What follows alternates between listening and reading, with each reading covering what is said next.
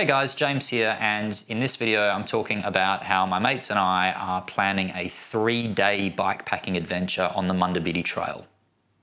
We're going to start down in Manjimup, further down the south coast of Western Australia, and travelling north, finish in Collie, passing through a few towns and local villages. We're going to pass through Donnelly River, Nannup, what else? Donnybrook, Boyanup, and eventually make our way to Collie. The trip is about 240 kilometres in total, which is about 150 miles. Elevation's about 3,200 metres or 10,500 feet. Trail itself, that section, or at least the section between Nannup and Donnybrook, really gives the trail rider a sense of what is on offer from the Munda Biddi. You've got bush single track, farmland fence lines, forestry trails, you've got pines, big forest, huge trees, there's water crossings, sandy sections, pea gravel, a little bit of everything. I would really say that section there gives you kind of a taste of what the whole trail has to offer, which is pretty cool. So what can you expect in this video? Well, I'm going to break it down into 4 sections. Section 1, I'm going to have a bit of a planning session. We're going to look at maps, logistics, supplies, meals, food, things like that. Section 2, I'll talk about gear. The gear I'm going to bring on this trip in relation to the style of camping and the duration of the trip. In the 3rd section, I'll do a bit of a bike overview. So we'll take a look at the bike. It's going to be my trusty bikepacking bike, my Bombtrack Beyond. Let's go have a look at the planning aspects and maybe we can start with the maps. So I like to use Ride with GPS. I've got that open here. I've created a collection with the 3-day routes attached. Called Manji to Collie, and you can see it here on the map, pretty neato. And if we have a look and open up one of the day routes, we can have a bit of a closer look at what we're dealing with here.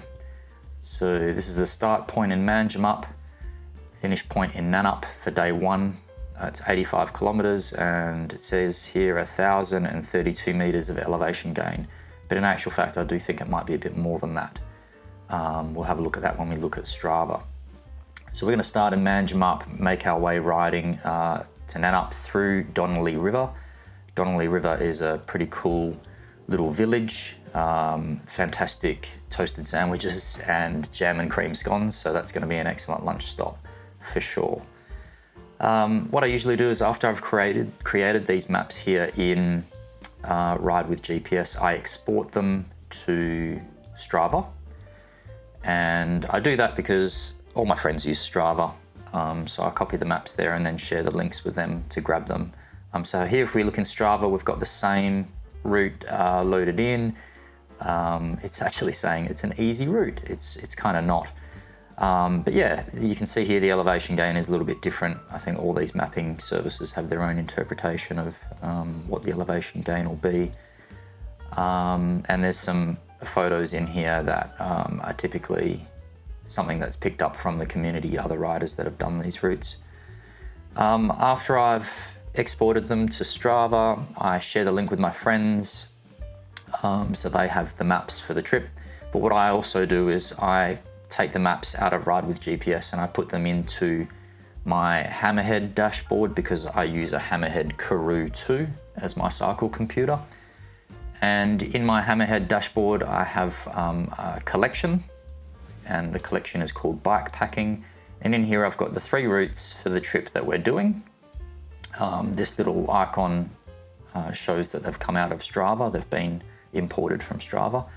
But then I've also got all of the GPX files for the entire Munda Biddi Trail, kind of like a backup, like as a just in case, which is pretty handy. But let's have a look at one just really quickly. It's set to satellite view. Yeah, as you can see here, the map is loaded. We've got Manjimup in the bottom corner and Nannup in the top. And in the middle here, we've got Donnelly River. If we punch in, you can see it on the map.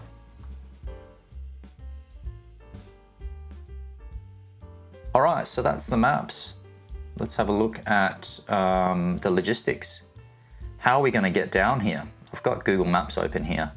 We're gonna drive my car with 3 bikes and 3 bike riders, including myself, from Baldivis, which is just south of Perth.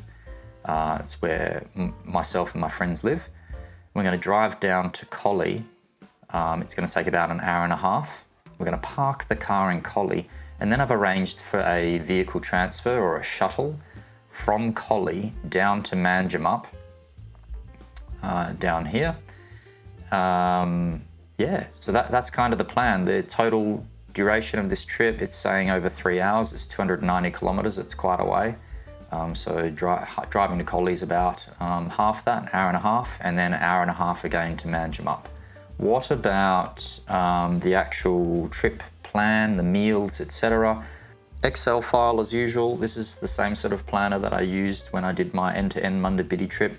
What I've done is I've broken down the towns, the huts, or the points of interest, the distance to each one, the distance over time, the elevation meters for each day, for each section, the elevation for each day, total elevation for the whole trip.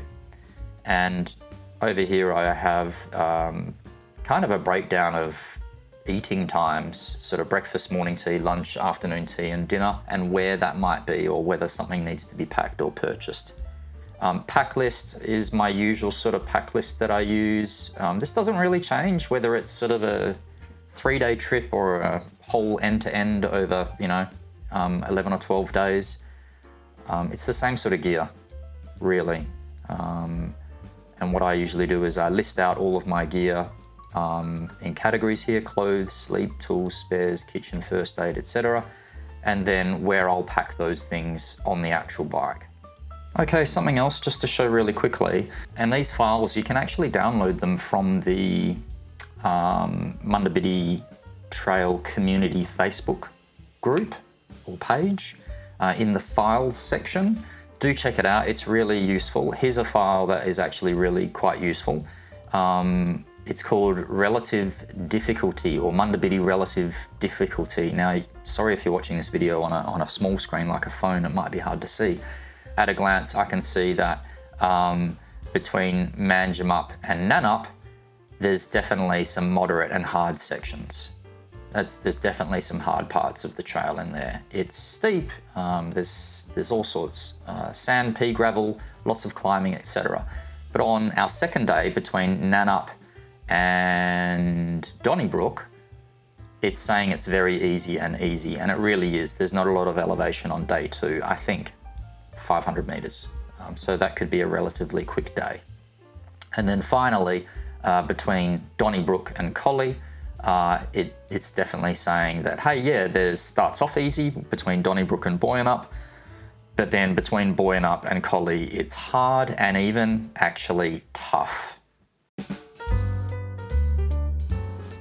Time to take a look at gear. I've even set up this cool table to get all the gear out.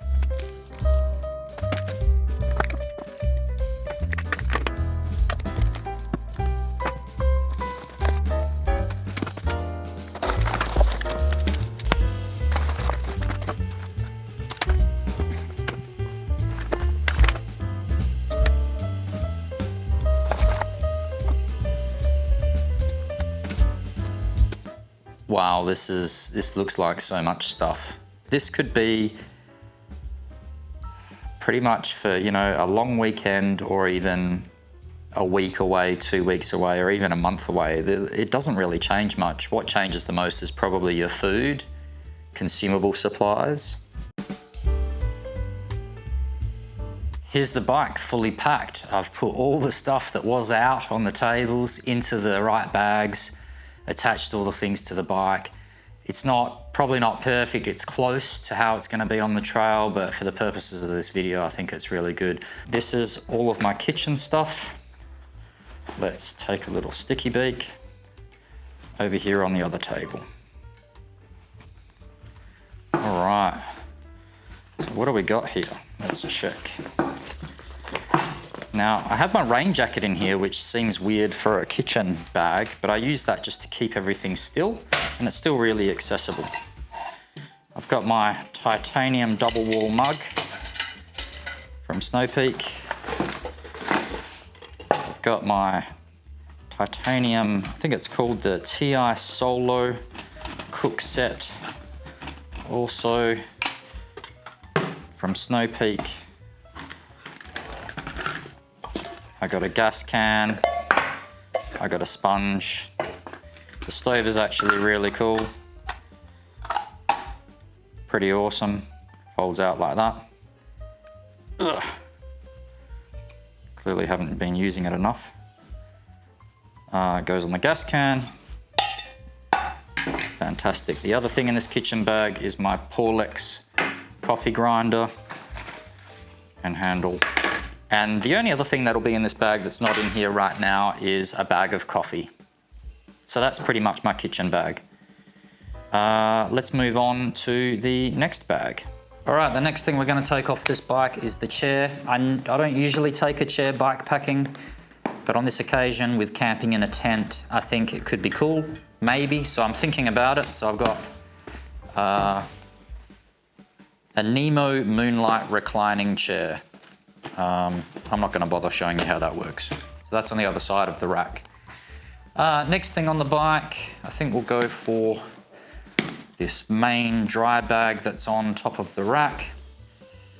The way I have this set up is what I do is under the dry bag, I have a small thin piece of rubber that I bought from Clark Rubber. Looks like this.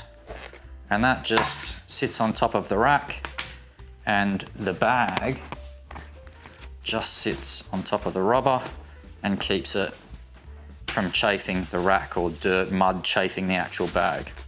Let's have a look what's in here. Oh, okay. Well,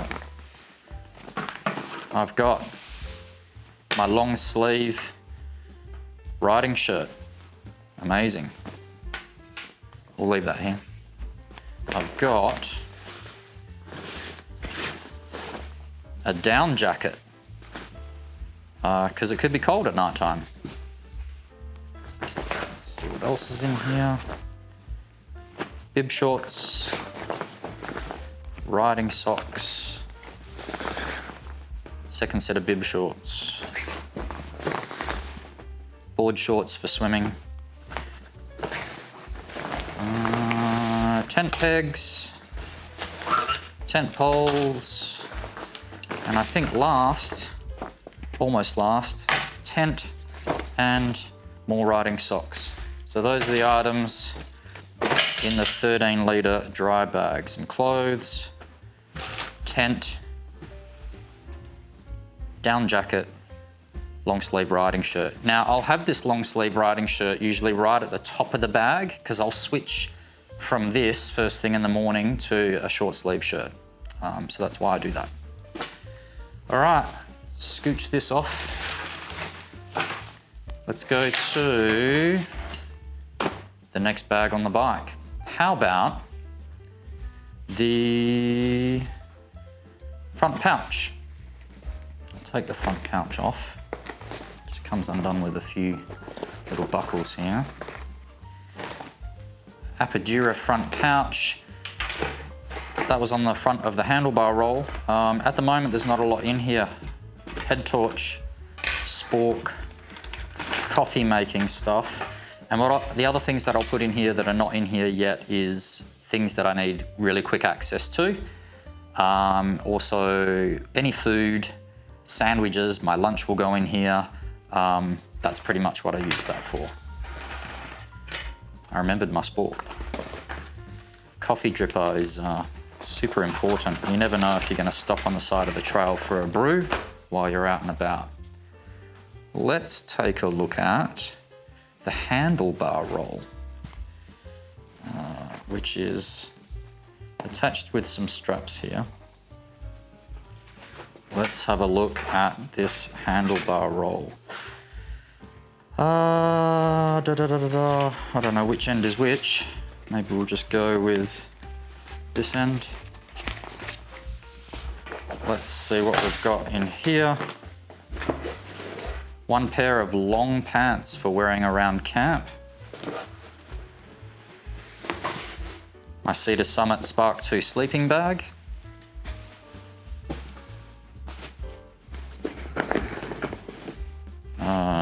Long johns or thermal pajamas, top and bottom. What else have we got here? Pair of camp socks, really nice and cozy, luxury item. Knitted wool beanie, keep my head warm. Let's see what else we've got. The sleeping bag liner, the tent ground mat, my sleeping pad, inflatable sleeping pad, and I think, inflatable pillow. And those are all the items that live inside of the handlebar roll. Basically, it's just the sleep kit. On the actual bike, I've got some snack pouches here, which I put sunscreen, bug spray, or in the other one I might put some snacks, some lollies, or my sunglasses. I'll put a pen in the side so that I can sign the logbook at any trail huts. Yeah, just quick and easy access things just here. On the top of the handlebar, I have my Spot satellite tracker. I've got the little packable backpack for when I'm doing grocery shopping, a mount here for my phone, and a mount here for my cycle computer. Also, on the top tube here, I've got, what is this, a Revelate Mag Tank 2000. It's pretty big. I usually just put food, snacks, any chocolate bars, beef jerky, things like that. Stuff I need really quick access to snack on. Just here I've got the spare tube in a little bag underneath the down tube here. That pretty much covers all the other little bags. Last but not least, frame bag. This one's going to be tricky. I'm not taking it off the bike, so I'll move the camera closer. You can have a look as I take things out, and I'll put them over here on the table for the B-roll as well. Let's check that out. Okie doke, let's take a look what's inside this frame bag. You'll be shocked actually at how much stuff comes out of this. Toilet paper. Chamois cream. We've got here toiletry bag. All the cables for the electronics. A trowel and a towel. I'm a poet and I didn't know it. Some tire levers, some battery banks. Goodness, it's adding up. An emergency blanket and a first aid kit. Some soap. These are little leaves, like slithers of soap from Cedar Summit. And spares. Lots of spares and things for repairs, batteries, cables, stuff like that. And on the other side, there is a few things over here. This is, I guess, a more convenient side. I've got a tire plug kit, some sealant, a multi-tool, and some pain medication. And that sums up all the stuff that gets packed onto the bike. Obviously, other than this, there are things that are on my person. I might have my hip pack, my sunglasses, my cycling shoes, and a few other bits and pieces as well. Coming up in part 2, trail transfers, cycle paths, forest trails, single track, trail huts, wild pigs, emus, and camping.